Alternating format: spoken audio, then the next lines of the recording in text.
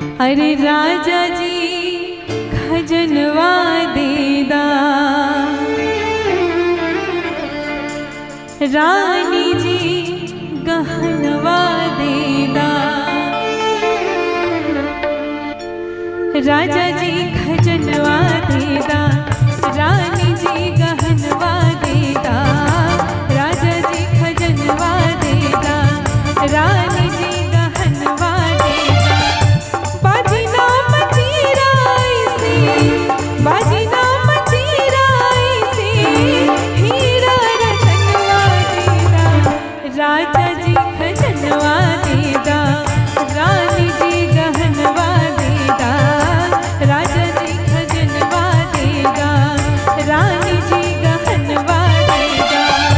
बाजी ना मचीराई से, बाजी ना मचीराई से, हीरा रतनवा देदा। राजा जी खजनवा देदा, रानी जी गहनवा देदा। राजा जी खजनवा देदा, रानी जी गहनवा देदा।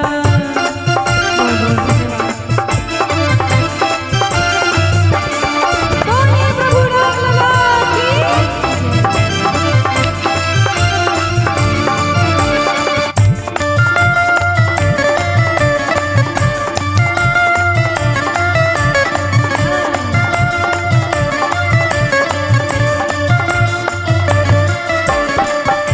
इतने में एक दास दासी को गहने जवाहरात से खुश कर दिया गया। खुशी के मारे वो कह गई, राजा जी बधाई हो, आपके दूसरे सुपुत्र लखनलाल का भी जन्म हो गया है।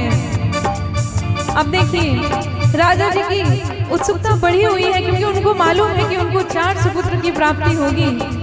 फिर से लगी है दास दासियां मांगने। राजा जी से कहती है ऐसे नहीं बताएंगे। फिर राजा जी कहते हैं और मांगिए। हाँ, हल्का हंसुली कारा छारा, बाजू बंद झुमका डारा।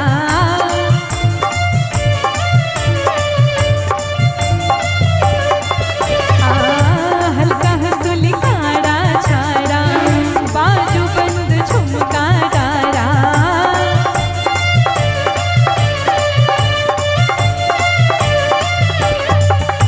इहे यार मनवा अपना, इहे यार मनवा अपना, कान की अरनवा देदा।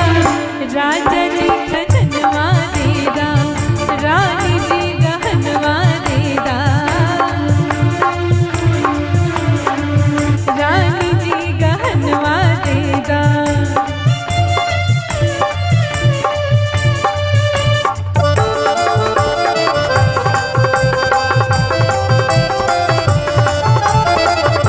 लखनलाला की जय।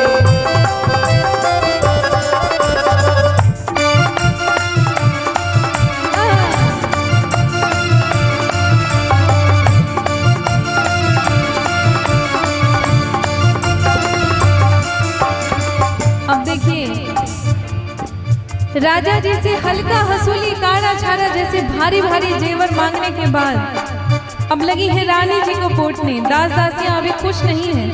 दासी स्पेशली रानी जी से कहती है, निहोरा करती है। हाँ, पाँव की पजनिया देदा, कमर गार धनिया देदा।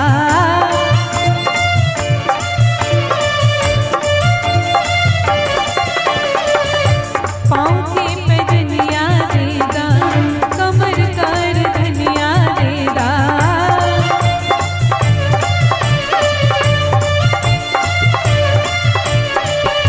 इहे बाप चढ़वा अपना, इहे बाप चढ़वा अपना। अब देखिए दासियों ने कहा रानी जी से, रानी जी मुझे पाँव की अपने पैजनियां दे दीजिए, तब मैं बता दूंगी। कमर कर धनिया दे दीजिए, करधन दे दीजिए, तब मैं बता दूंगी ये शुभ समाचार। और क्या उनके विचार में आता है। अरे हे माँ बिचरवा अपना, करके कंगनवा देदा।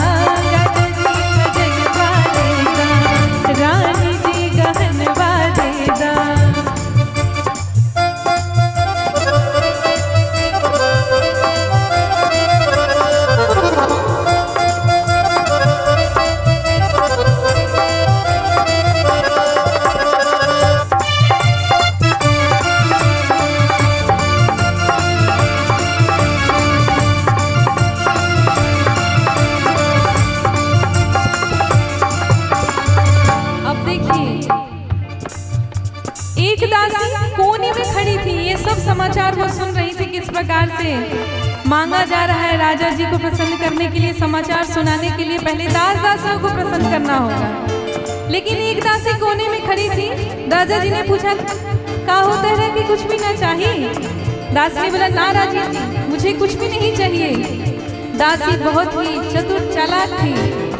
ये रानी जी के गहनवा से और राजा जी के खजनवा से बेशकीमती चीज मांग बैठती है। देखिए क्या, हाँ हमरा के कछु ना चाही, इहे इच्छा मनवा माही।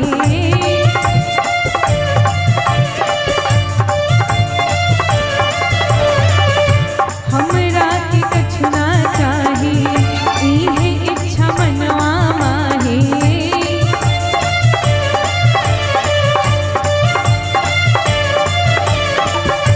इहे बास मनवा अपना, इहे बास मनवा अपना, अरे इहे बास मनवा अपना। देखिए क्या मांगती है, अरे इहे बास मनवा अपना, गोदी के ललनवा देगा, राजा जी खजनवा देगा, रानी जी गहनवा देगा, राजा जी खजनवा देगा, रानी जी गहनवा देगा।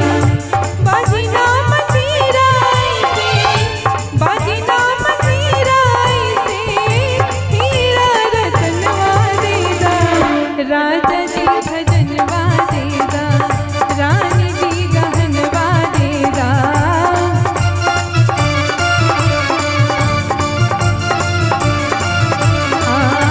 राजा जी खजनवा देगा, रानी जी गहनवा देगा। बाजी नाम तेरा ऐसे, बाजी नाम तेरा ऐसे, हीरा रतनवा देगा, राजा जी खजनवा देगा, रानी जी गहनवा देगा। राजा जी खजनवा देगा, रानी जी गहनवा देगा, राजा जी खजनवा देगा, रानी जी गहनवा देगा, राजा जी खजनवा देगा, रानी जी गहनवा देगा, राजा जी खजनवा देगा, रानी जी गहनवा देगा। बाजी नाम तेरा ऐसे, बाजी नाम तेरा ऐसे, हीरा रतनवा देगा। ऐसे नहीं, प्रकाश पांडे जी को भी यहाँ पे झूमना पड़ेगा। हाँ राजा जी खजनवा देगा, रानी जी गहनवा देगा, राजा जी खजनवा देगा, रानी जी गहनवा देगा। बाजी नाम तेरा ऐसे, बाजी नाम तेरा ऐसे, हीरा रतनवा देगा, राजा जी बोलिए प्रभु श्री राम लला की।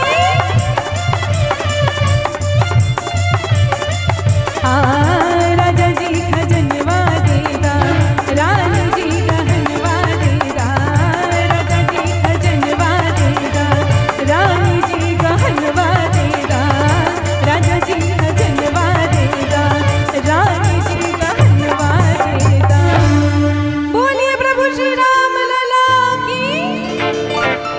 नमः पार्वती पते, हर हर महादेव। प्रकाश पांडे जी का एक बार फिर से धन्यवाद।